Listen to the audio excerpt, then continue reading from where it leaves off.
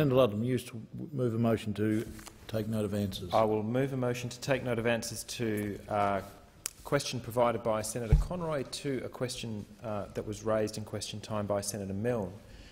And that question related to the Kimberley, and I will speak at greater length later in the week about the extraordinary demonstration of popular will that occurred in Fremantle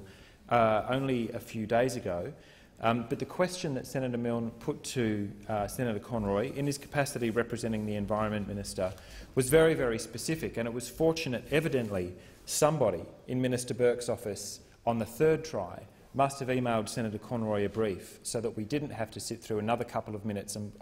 of material that was interesting but completely irrelevant to the point of Senator Milne's question. And it goes to this. At the dune system in Walmadan in the West Kimberley, right in the location where Woodside proposes to excise 30 square kilometres for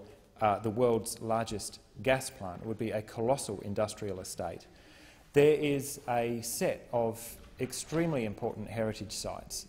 sites that I won't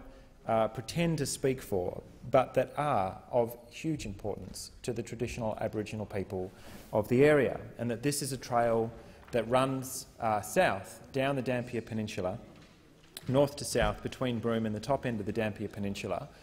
that contains artefacts, grave sites and other sites of enormous cultural significance to the people who have lived in the area since time immemorial. Against the direct threat of earth-moving equipment, drilling equipment, bulldozers moving into those dunes, more than 18 months ago now,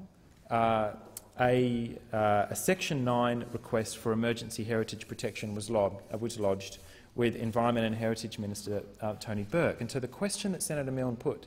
to Minister Conroy this afternoon was, in essence,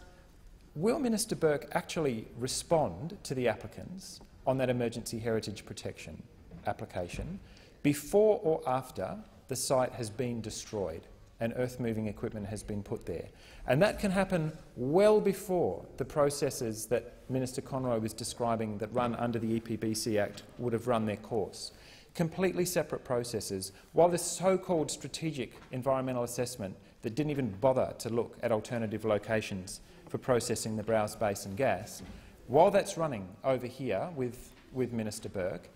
on his desk with his Minister for Heritage hat on, he has the opportunity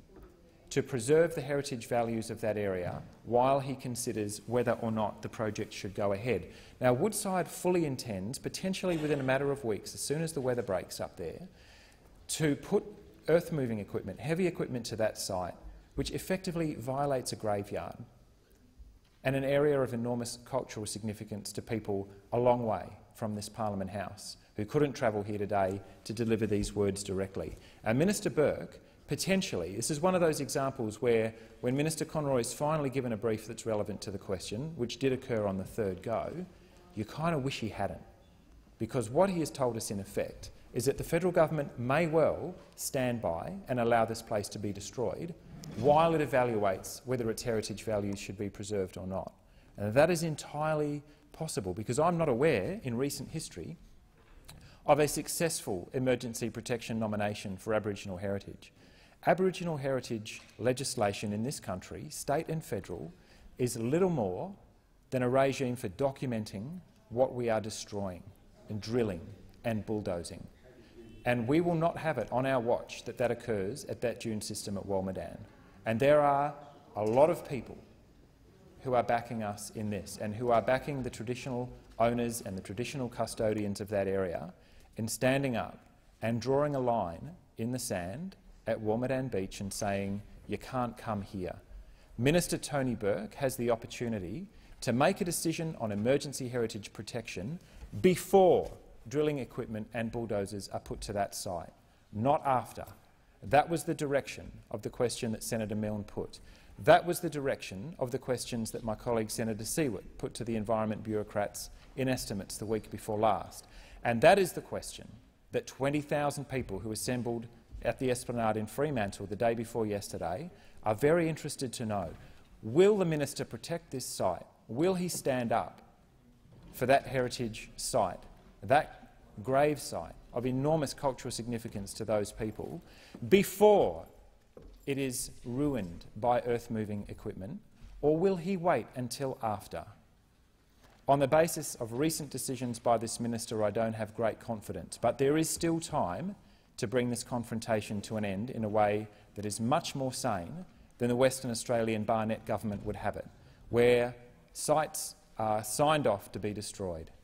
Thank you, President. Question is